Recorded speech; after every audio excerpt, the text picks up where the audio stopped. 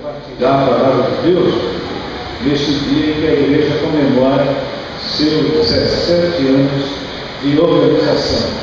Eu reconheço o trabalho precioso que a igreja faz nesse sentido, como instrumento de Deus para abençoar este lugar. Parabéns aos irmãos.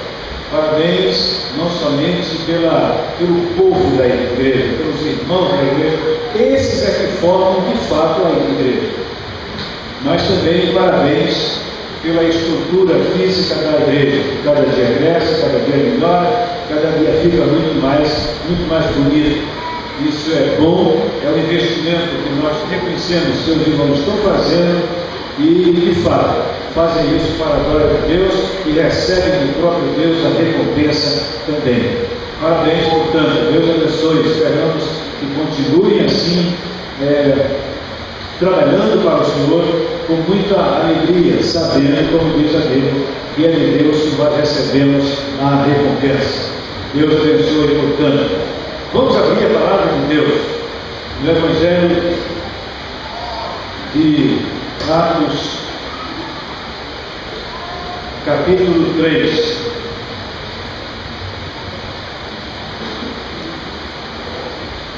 Atos, Evangelho bíblico, livro de Atos. Livro de Atos. Dizem que Atos é o quinto Evangelho, mas não é isso que eu queria dizer realmente. Livro de Atos, capítulo 3. Vamos ler os versículos de 1 a 10.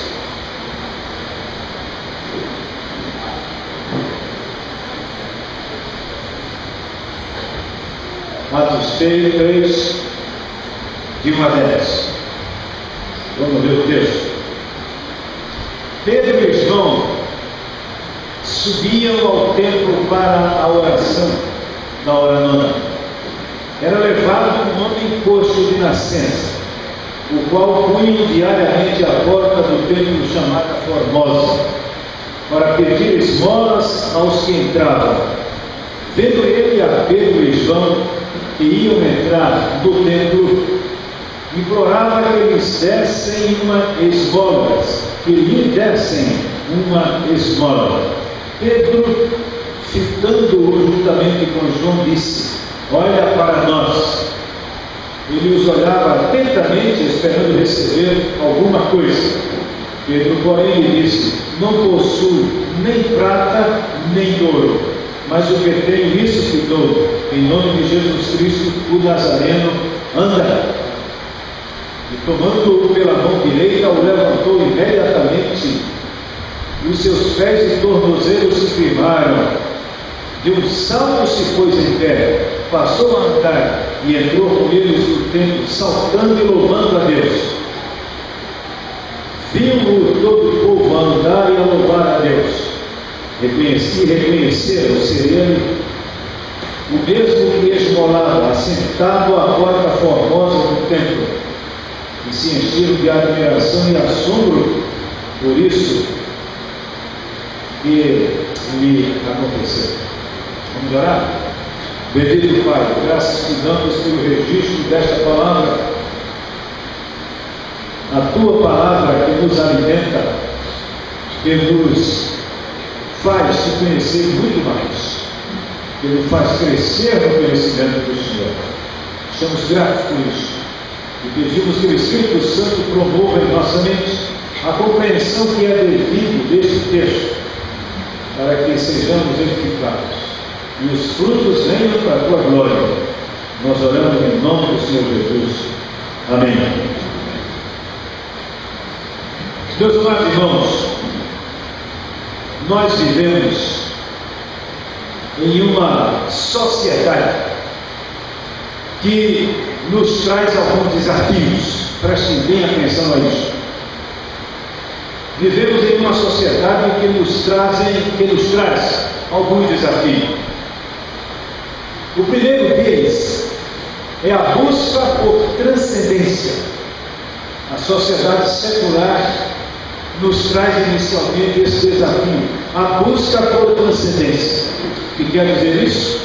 É que as pessoas estão buscando sempre algo que seja transcendente de Deus, algo assim espiritual, algo que possa as suas expectativas puramente naturais, seculares, materiais. Não são poucas as pessoas que vivem religiosamente por aí afora.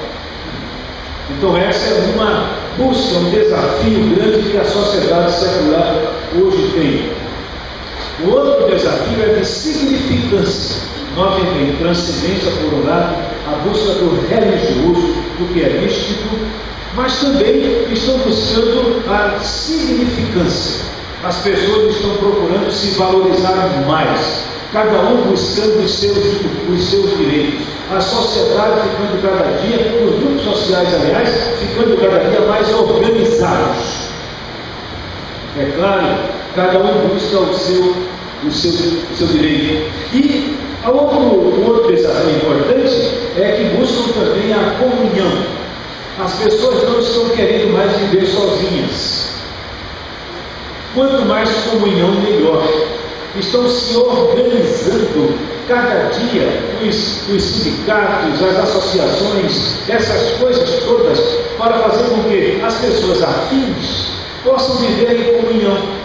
E um papel importantíssimo a igreja tem nesse sentido, porque não há comunhão verdadeira senão aquela que a igreja oferece, que é a comunhão com Deus e comunhão com o próximo também. Quer dizer, a sociedade saiu de alguns sistemas políticos que viviam com peso na cabeça do povo. Hoje a gente luta por essa democracia, esses direitos que todos nós temos, mas, por outro lado, nós temos que reconhecer que isso não é fácil do ponto de vista humano simplesmente. Por mais que a gente luta, a gente vai ver que a sociedade procura ser bem ou estar bem de um lado, mas por outro lado ela se envolve em problemas seríssimos de ordem social, de modo que não é pela força humana que essas coisas que a gente procura, que a sociedade procura, de fato se conseguem. Não é pela força humana. A cura para que isso aconteça ou vem de Deus, ou é nosso Pai Celeste quem dá, ou não se vai conseguir isso nunca. Por que não? Porque depois que o pecado entrou no mundo, esses problemas todos entraram. Romanos 5,12 diz que assim como por um homem entrou o pecado no mundo e pelo pecado a morte, assim a morte passou a todos os homens, porque todos pecaram. Então não é pela força humana simplesmente que a gente consegue isso. Essas coisas boas, esse desafio de transcendência, significância, comunhão, não é pela força humana simplesmente que a gente consegue isso. Mas aí eu tenho 3 perguntas a fazer diante dessa situação. Como a igreja pode dar uma solução para isso tudo? Como nós, como igreja aqui, podemos trazer uma solução para essas coisas? A segunda pergunta é: pode alguém esperar algo de bom da igreja? Em meio a esses escândalos que há por aí afora, as pessoas podem confiar que a igreja realmente tem condição de fazer isso, enquanto ela mesma em si mesma não tenha, mas o Cristo que a igreja prega, esse Cristo, Senhor, ele pode fazer. Será que isso pode mesmo? A outra coisa é, como nós, ou melhor, o que nós, como igreja, podemos fazer?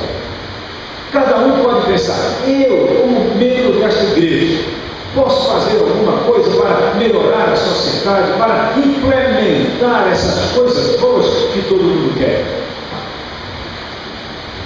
Então gostaria de meditar com os irmãos sobre isso, sobre o tema o clamor da sociedade secular diante do poder da igreja, sobre esse tema que nós vamos trabalhar hoje à noite, o clamor da sociedade secular diante do poder da igreja. Algumas lições temos aqui, mas antes eu gostaria de explicar nesse texto algumas coisas.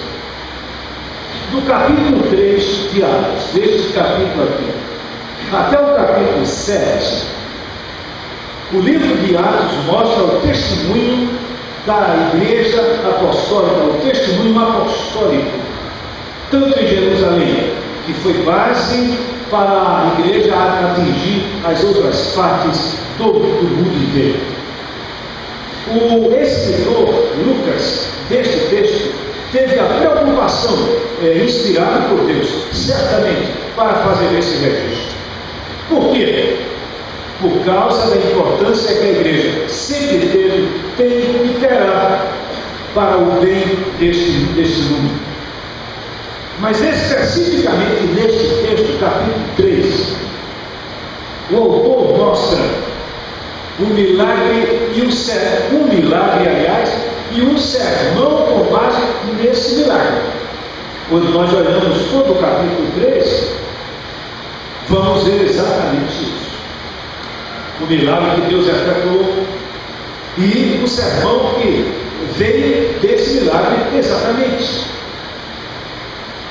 Agora, vejam só, vamos nos situar nesse texto aqui. Vocês podem até deixar a sua Bíblia aberta. Os judeus iam ao templo orar pelo menos 3 vezes ao dia. Pela manhã cedo, à tarde e aí no pôr do sol.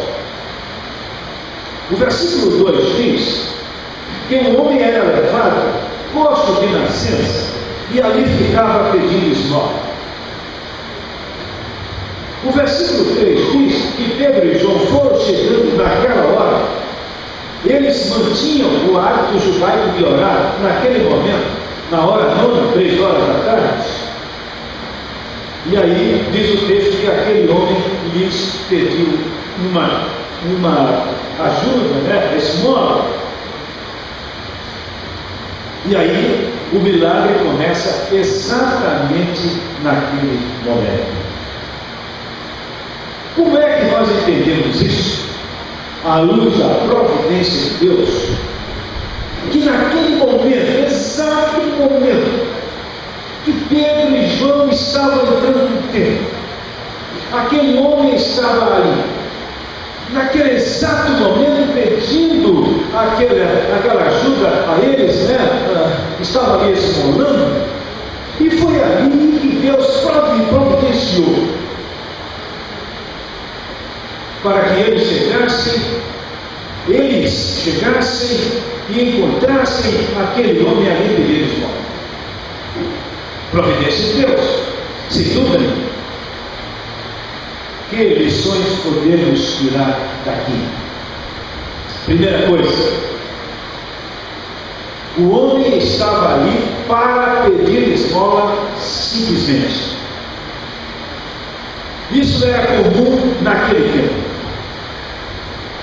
As pessoas estavam, como aquele homem, pedindo esmola, porque eles entendiam que quem ia para a igreja iria estar com o coração mais disposto a ajudar os outros. As pessoas estariam predispostas a ajudar aquele homem que estava ali pedindo esmola.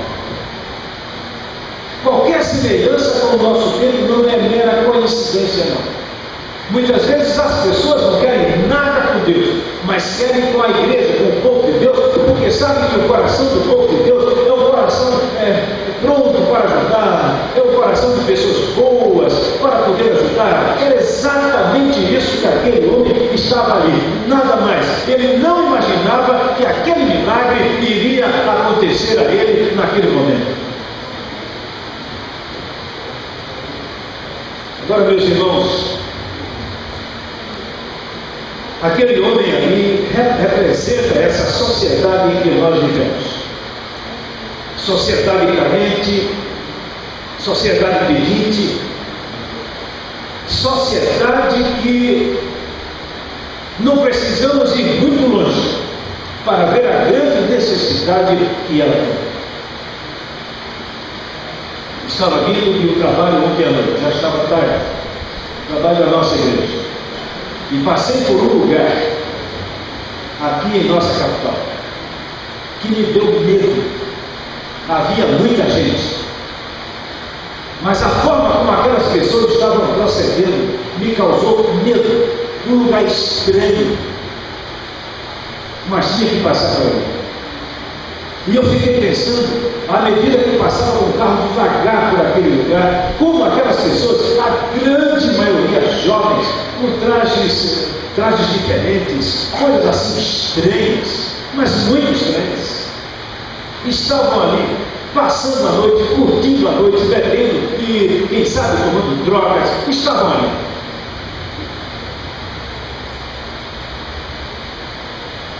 Por que é que as pessoas estão assim? Se nós pudéssemos perguntar, certamente diriam que estão procurando um significado para a sua vida. Porque se sentem muito bem assim, quem sabe poderiam até me chamar de um pastor careta ou uma pessoa careta na vida.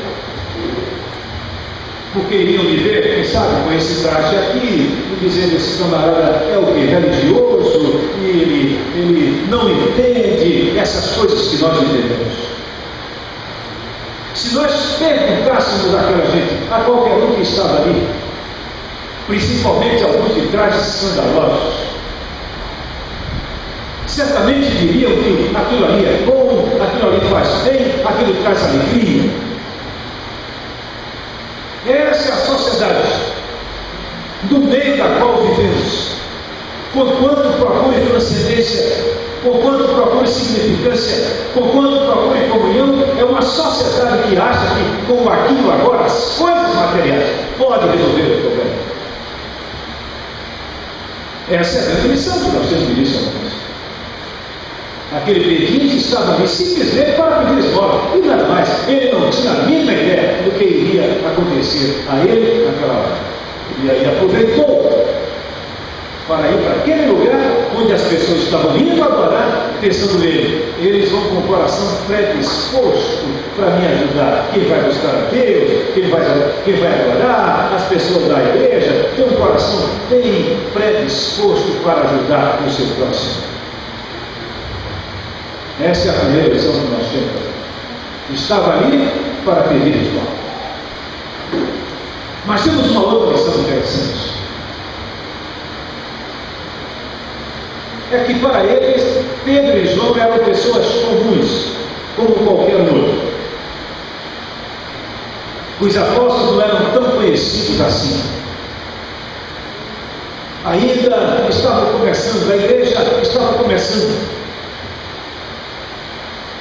E ele, conforme diz o versículo 5, ele os olhava atentamente, esperando receber alguma coisa. Ele estava esperando dos apóstolos dinheiro somente e nada mais. Alguma coisa que fosse ajudar a ele naquele momento quanto à sua vida social e nada mais. O que representa aquele homem ali? Representa exatamente a sociedade com todas as pessoas que vivem sem esperança de salvação, de vida eterna e que procuram completar a sua vida com aqui e agora simplesmente. Faz alguns anos, uma moça que trabalhava lá na nossa casa, ouvindo a minha esposa falar sobre Cristo para ela disse: até que eu vou à igreja lá perto da minha casa, às vezes. Mas quando eu fui chamar o meu irmão para ir outro dia, disse ela, o meu irmão botou a mão assim, no bolso, na carteira, e disse: o meu Jesus está aqui. O meu Jesus está aqui. É isso. Há muita gente que pensa assim. A felicidade para eles nada mais é do que as coisas materiais. Cristo ensina sobre isso. Quando fala aquela parábola do homem que plantou, trabalhou, colheu muito, encheu os seus celeiros, e depois de vê-los totalmente cheios, disse: alma, come, bebe, folga, regala-te. E aí Cristo disse: louco, se hoje te pedirem a tua alma, o que tens depositado para quem será? Cristo chamou de loucos. Por quê? Porque as coisas do aqui e agora não podem satisfazer a nós. Meus irmãos, não podem. Um dos homens mais ricos deste mundo afirmou que a pessoa mais pobre é aquela que é simplesmente rica financeiramente, é a mais pobre que tem. Por quê? Porque em dado momento isso pode ser tirado. Quando esse homem sobre quem falei agora, que não disse o nome, faleceu, dois amigos deles conversavam muito sobre esse assunto e diziam, um disse para o outro, ele deixou alguma coisa? Aliás, ele deixou muita coisa, não foi?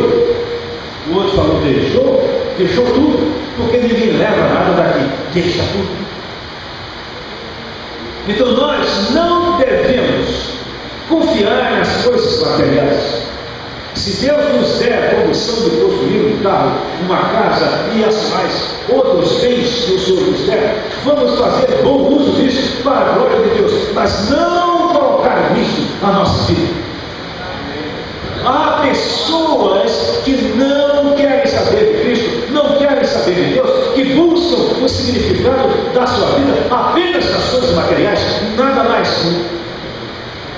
Tem gente aí que para conseguir bens na vida, trabalha manhã, tarde, noite, madrugada, não tem descanso, apenas olhando os bens materiais, o dinheiro, as coisas que o seu trabalho pode dar, e não sabe que a vida não se limita somente nisso.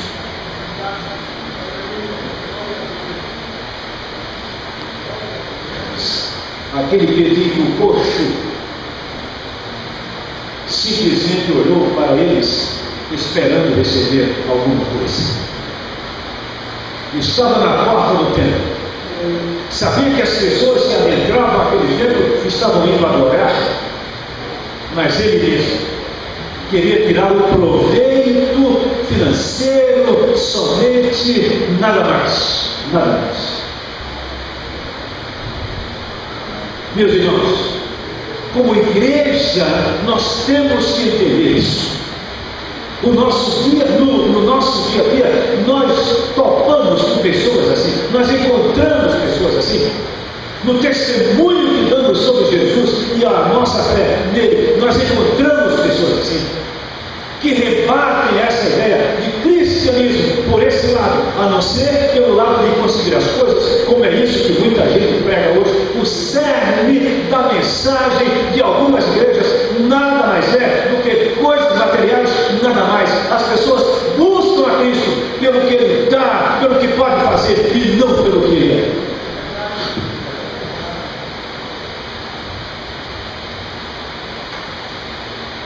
Estava ali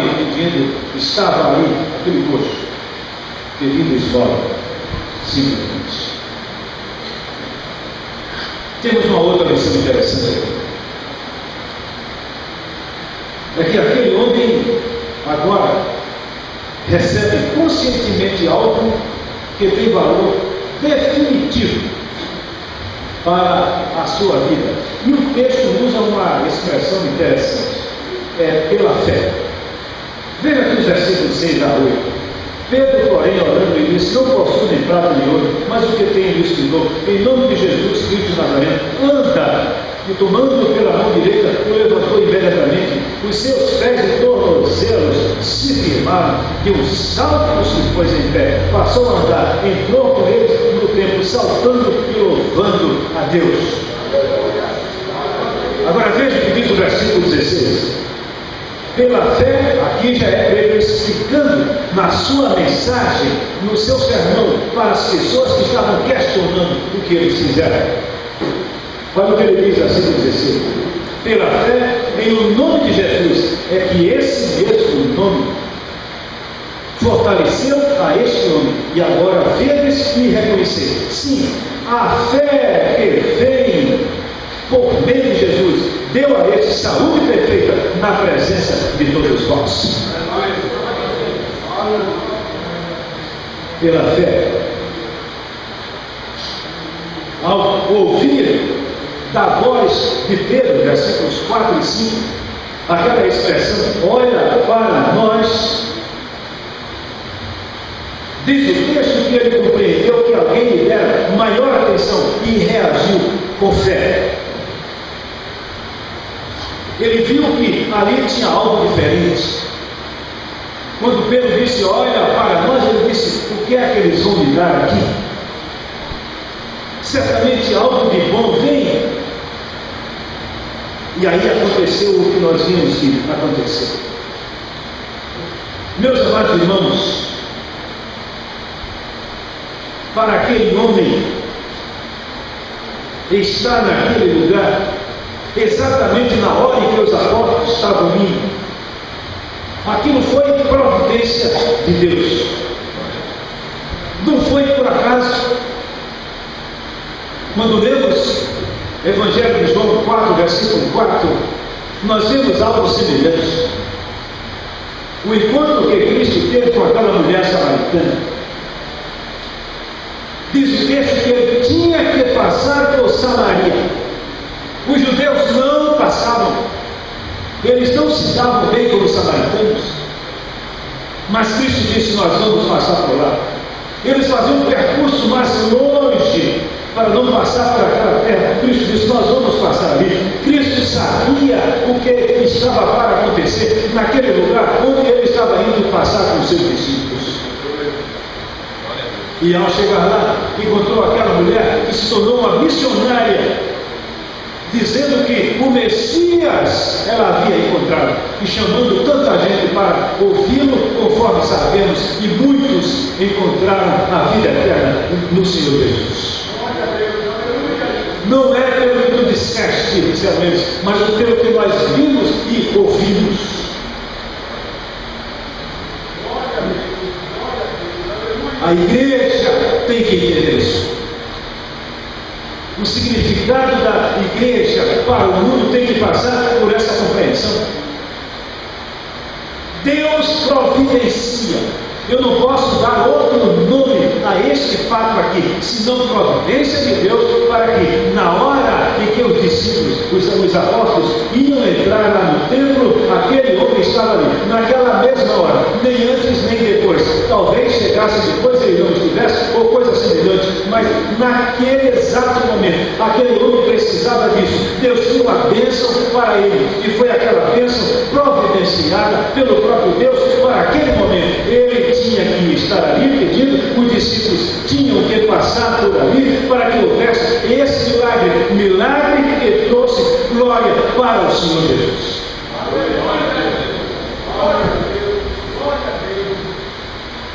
Nós temos que saber que nem todo mundo neste mundo velho desvaloriza coisas boas. Muitos sim, não dão valor ao universo. Mas há muita gente que espera apenas uma oportunidade. Há muitas pessoas que estão aguardando apenas uma oportunidade para receber o que é bom. E nós, como igreja, o que devemos fazer? Valorizar a oportunidade que nós temos de Deus para testemunhar de Cristo. Valorizar a providência de Deus na nossa vida, usando-nos como instrumentos para que essas coisas boas aconteçam. Bem-aventurados, felizes são os pés que anunciam as boas novas. Nós sabemos disso. Nós sabemos como igreja que não há outra forma desse mundo ser transformado, da sociedade ter influência positiva, a não ser pela pregação do Evangelho. Não há outra forma. Um pastor muito ligado a mim, que Deus o levou para a glória, reverendo Tiago Nunes, foi meu mentor espiritual, mentor ministerial também. Um dia ele disse a mim, meu irmão, o livro informa, a sociedade deforma, só Cristo transforma. De fato, é isso mesmo. Agora, nós como igreja precisamos crer nisso também. porque nós sabemos que Cristo transforma a vida, que uma vida transformada pelo Senhor Jesus é uma vida diferente, que faz diferença nesse mundo. Nós sabemos disso. Então, se sabemos, precisamos utilizar essa mensagem, utilizar esse poder de Deus que nos é dado como igreja para fazermos diferença, exatamente pregando a palavra. Há pessoas que valorizam o que é bom também, e que esperam apenas uma outra oportunidade. Como ficamos nós? Deus faz aquilo que nós não podemos fazer. E eu quero concluir com um fato interessante que envolve a minha família e automaticamente era meu Senhor. Meu pai, no início dos anos 50, lá pelo meio dos anos 50, foi para o Rio de Janeiro. Não foi por falta de trabalho, não. A profissão dele, ele não ficava desempregado. 2, 3 empregos, se acaso quisesse. Mas numa espécie de aventura, ele ainda novo, eu era pequeno, tinha 5 anos. Ele foi para o Rio com um amigo dele. Mas antes de ir, chamou uma senhora que tinha digamos, armazém, vendia tudo, e disse a ela: a senhora venda tudo que a minha esposa quiser para os meus filhos, e eu mandarei mensalmente a quantia equivalente. Ela disse: tá bem. E assim foi. Viajou para o Rio, e a minha mãe ia semanalmente fazer a compra de mercearia naquele armazém. A dona daquele armazém era uma frente, uma serva de Deus, a irmã Toninha, como a gente chama. E cada vez que minha mãe ia, ela falava de Cristo para ela. Primeira vez, segunda vez. Ela, viúva, muito trabalhadora, evangelizou a minha família. E hoje eu estou aqui, o pastor Deus está aqui também, consequência disso. Foi comprar fiado, minha mãe. E foi evangelizado. Entregou a vida a Cristo enquanto meu pai estava no Rio de Janeiro.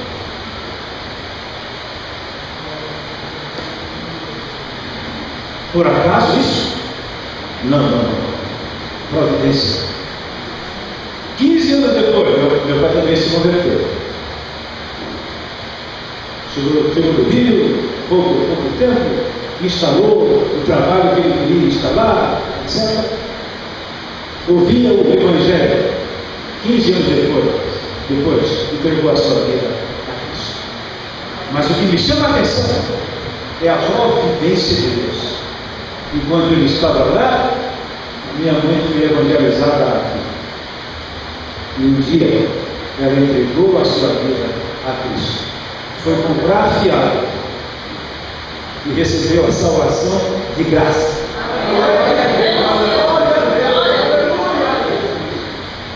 É assim que Deus faz. A igreja tem esse poder dado pelo Senhor Jesus para pregar, para evangelizar, para testemunhar, e pode deixar que quem vai operar é o Espírito Santo, vai fazer aquilo que nós não podemos fazer. Por isso Pedro, explicando o que havia acontecido, disse: vocês acham que fomos nós? Não fomos nós. Jesus, que foi crucificado,